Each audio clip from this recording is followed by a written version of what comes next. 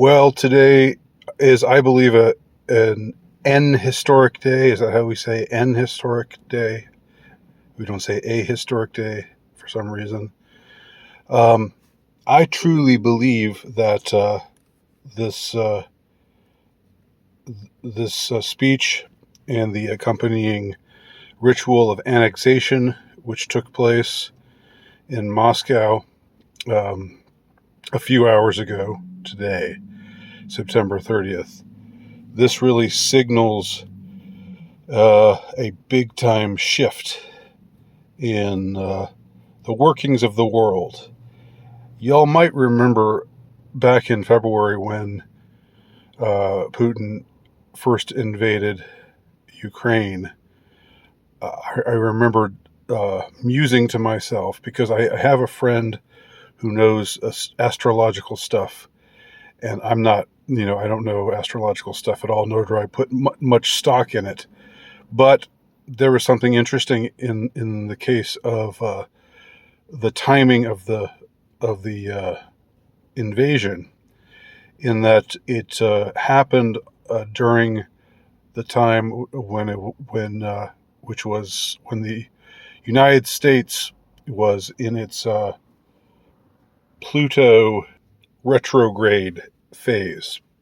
Now, the Pluto retrograde phase, again, I'm not an astrologer, and I don't pretend to be one, but from what I'm told, it's something that only comes around, uh, you know, once, every couple of centuries, and it signifies perhaps the end or the death of what had been there before, and perhaps the birth of something else in its place.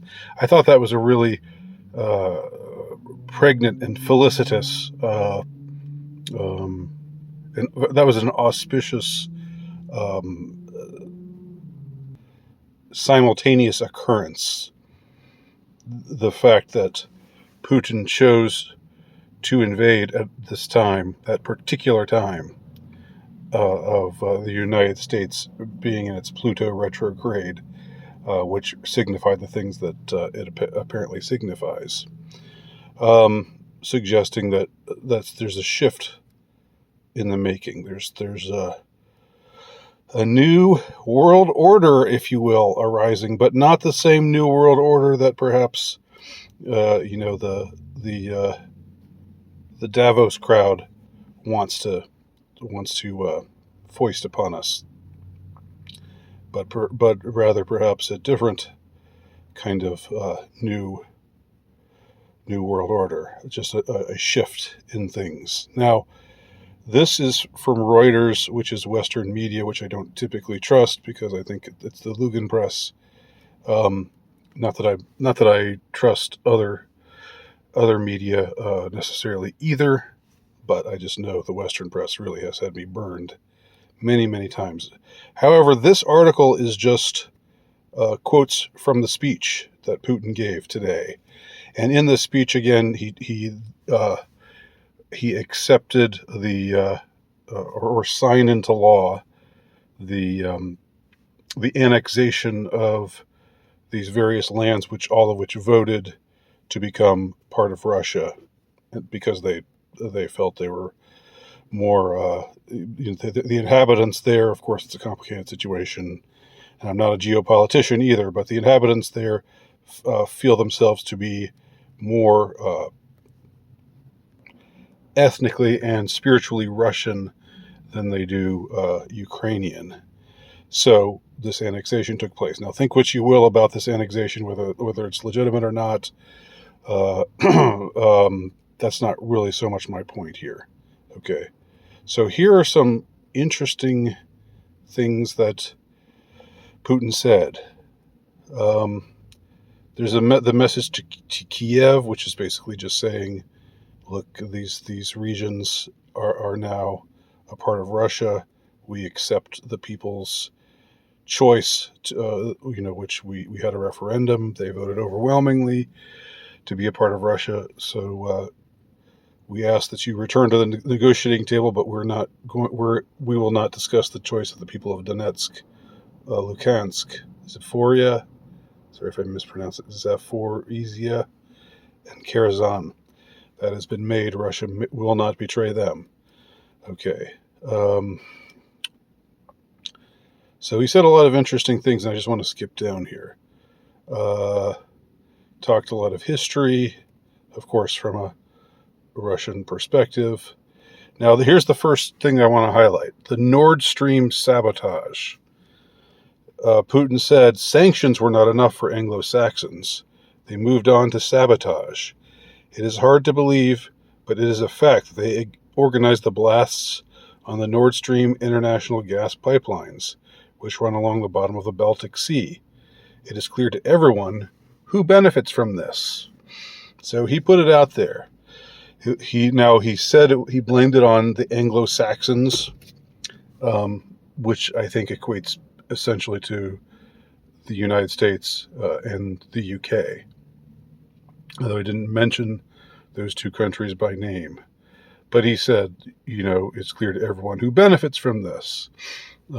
Clearly, Europe does not benefit, especially not Germany, which was relying on those pipelines for gas, and now the sabotage that happened has plunged them into an even deeper crisis than before. But that applies to most of continental Europe right now. Okay, nuclear precedent talks about things that the hypocrisy of the United States. Okay, but another thing I want to focus on: Western Satanism. Now they have moved on entirely to a radical denial of moral norms, religion, and family. The dictatorship of the Western elites is directed against all societies, including the peoples of the Western countries themselves. This is a challenge to all. This is a complete denial of humanity, the overthrow of faith and traditional values. Indeed, the suppression of freedom itself has taken on the features of a religion, outright Satanism. So he attacks the mores of the modern West, particularly the elites who are pushing these ideas that are antithetical to tradition and faith. This is not the first time that Putin has talked on this subject, and he talks more about it later. Now, he also hits the colonialism subject pretty hard. So, in a way, this is like there are appeals both to the left, both to the right and to the left. Colonialism: the West began its colonial policy back in the Middle Ages. It followed the slave trade, the genocide of Indian tribes in America, the plunder of India, of Africa, the wars of England and France and China against China. What they did was hooking entire nations on drugs, deliberately exterminate entire ethnic groups. For the sake of land and resources, they hunted people like animals. This is contrary to the very nature of man: truth, freedom, and justice. All right, now you could say the Soviet Union and Tsarist Russia doesn't exactly have clean hands when it comes to this sort of thing either. But nevertheless, there is definitely truth to what he's saying here. Now, this is also interesting. Here we go. This is the good. This is the part that really stood out to me. He said, "Do we really want here in our country, in Russia, instead of mom and dad, to have parent number 1, parent number 2, number 3? Have they gone completely insane?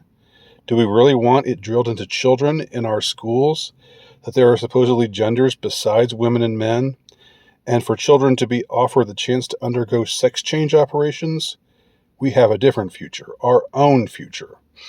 Okay, so again, weighing in against the woke West, the elites pushing all this woke crap about gender and gender reassignment surgery for little kids, and all this outrageous stuff that we see going on all around us right now, that people in the West, numerous people in the West, are just sick to death of. He really hits this hard here. And it's not the first time he's talked about this. Well, maybe it's the first time I've heard him talk about this particular aspect of it. But in that speech that I showed you all back from 2013, he did talk about faith being undermined and about the family being undermined, and things like pedophilia being thought of in as a legitimate form of sexual expression, the same way that heterosexuality is. He did talk about the degenerate West and the woke degenerate elites before, but he really hit it hard today. All right, so this was all part of, and I'll link to this article. But I also recommend that you watch the speech itself. There is it's about 45 minutes long, and there's a translation into English. But I'll admit the translation can be a little wonky. The audio can be a little wonky at times. Hopefully, sometime soon there'll be a subtitle. This speech will be available with English subtitles. Because it really is, I believe, an incredibly important speech for us to be aware of.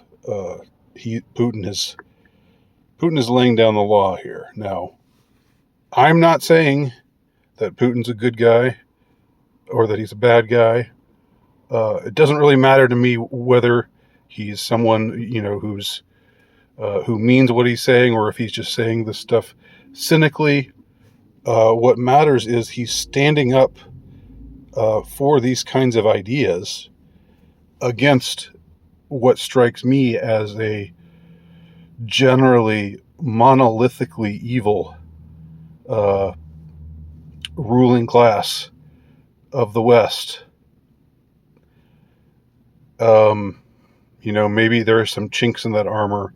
Maybe somewhere in that monolith there are some good people, promoting good things, but damned if I see it.